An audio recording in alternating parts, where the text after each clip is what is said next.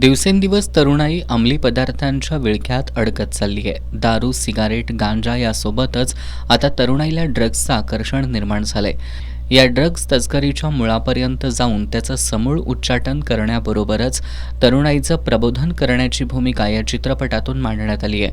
कोल्हापुरातील शरीरसौष्ठवपटू सुहास खामकर यांनी या चित्रपटात मुख्य नायकाची भूमिका साकारली असून एक शासकीय अधिकारी म्हणून अंमली पदार्थांचं उच्चाटन करण्यासाठी त्यांनी केलेला प्रयत्न यामध्ये मांडण्यात आलाय. प्राची अवस्थी हिने या चित्रपटात नायिकेची भूमिका साकारली आहे. गौरव परदेस या चित्रपटात खलनायकाची भूमिका साकारतोय.